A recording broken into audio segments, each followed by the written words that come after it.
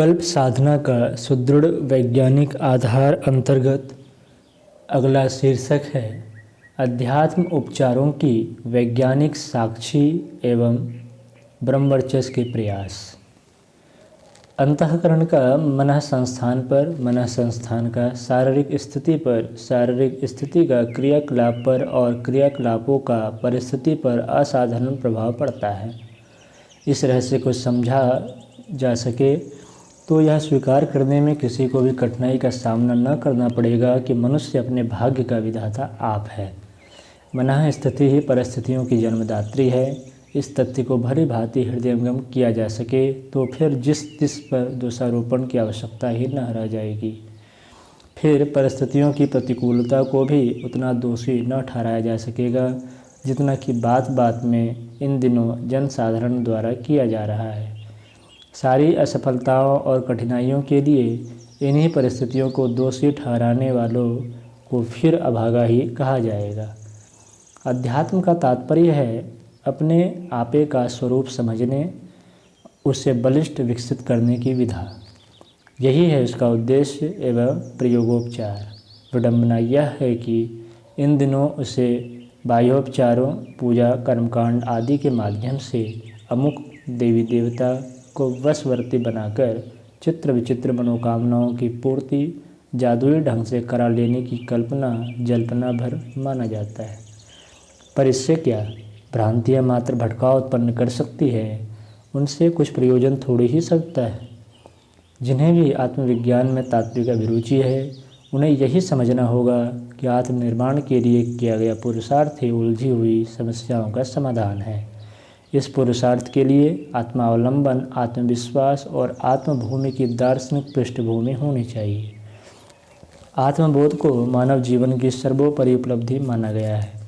इसी के आधार पर मनुष्य अपनी सत्ता, महत्ता, क्षमता एवं संभावनाओं का मूल्यांकन कर सकने में समर्थ होता है।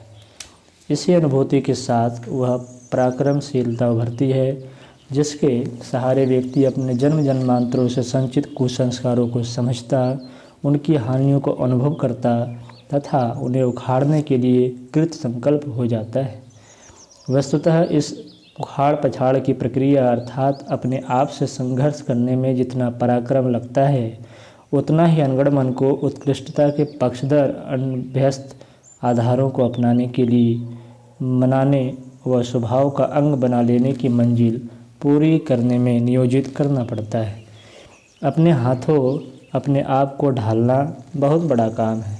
दिखने में सामान्य यह पुरुषार्थ एक असाधारण आत्मबल, संकल्प शक्ति का संपादन चाहता है। इस आत्मबल की प्राप्ति, उसे धारण करने की सामर्थ्य की उपलब्धि, तदुपरांत उसका अभिवर्धन करने के लिए ही विभिन्न तप साधनाओं की आवश्यकता पड़ती है। आर्ष ग्रंथों में वर्णित तप तितिक्षाओं, चांद्रायन जैसी कठोर तपश्चर्याओं, ध्यान योग, प्राण योग की साधनाओं में उन सभी तत्वों का समावेश है जिससे ग्रंथि निवारण, कुसंस्कार उन्मूलन तथा सुसंस्कारिता संवर्धन, आत्म परिष्कार के द्विविध प्रयोजन साथ साथ पूरे होते रह सकें। इन्हें परंपरागत धर्मानुष्ठानों से अलग ही माना जाए। इन उपचारों के पीछे ऐसे तथ्य का समावेश है जिनका प्रतिफल उज्ज्वल भविष्य के निर्धारण में असाधारण रूप से सहायक सिद्ध हो सके। ये साधना उपक्रम मूलतः आस्थापरक है। इसमें श्रद्धा, प्रज्ञा और निष्ठा को प्रभावित करने वाले, अंतराल को उत्कृष्टता के साथ जोड़ देने वाली क्रिया प्रक्रिया का समावेश अत्यंत दूरदर्शिता एवं एक तत्वान्वेषी सूक्ष्म बुद्धि के साथ किया गया है।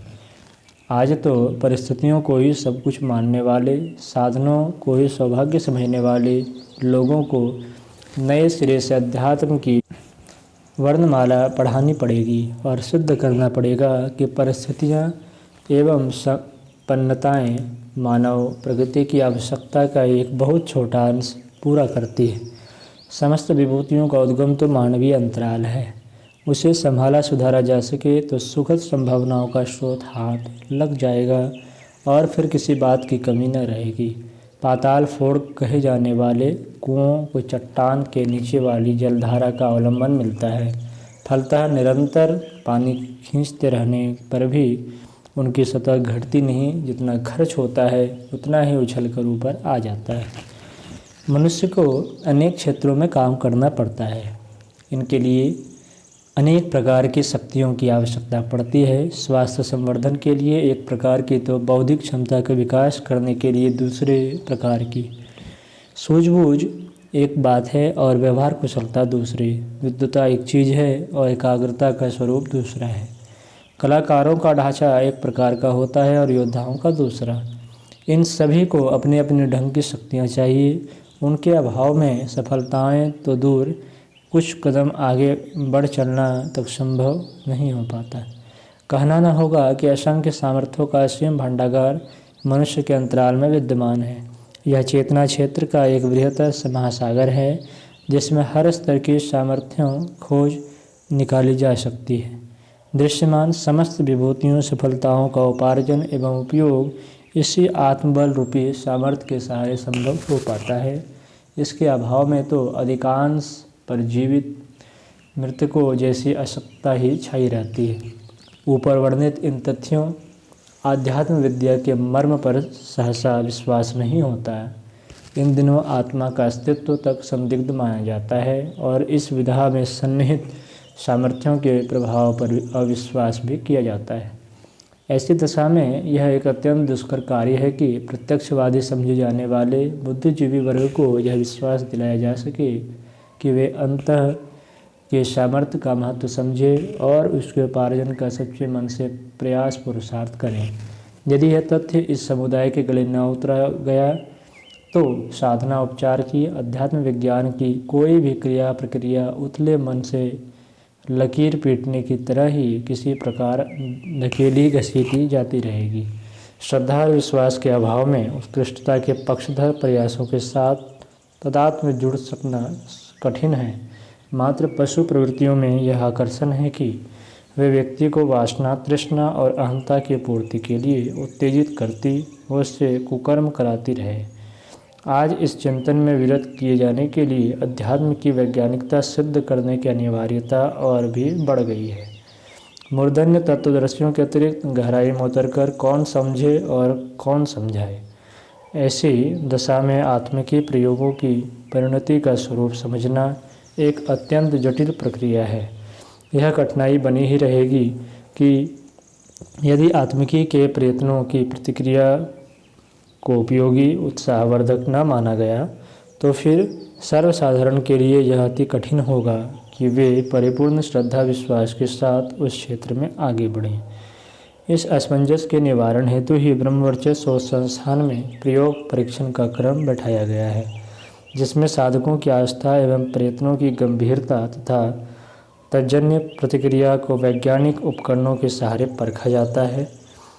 किस प्रयोग का शरीर एवं मन के किस क्षेत्र पर कितना, किस स्तर का प्रभाव पड़ा, इसका विवरण प्रस्तुत कर सकने वाले बहुमूल्य वैज्ञानिक उपकरण यहाँ देश विदेश से मंगाकर लगाए गए हैं, ताकि उनकी साक्षी से यह जाना जा सके कि साधनारत व्यक्ति अपने प्रयत्नों का समुचित प्रतिफल प्राप्त कर रहे हैं या नहीं।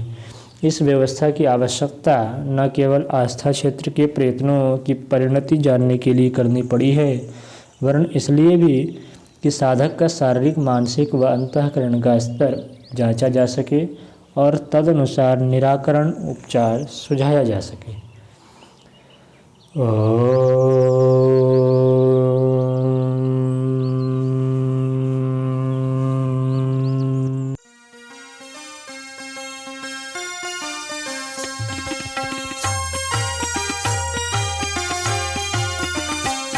चलो गुरुदेव के सपने सजाने की शपथ ले लें। चलो गुरुदेव के सपने सजाने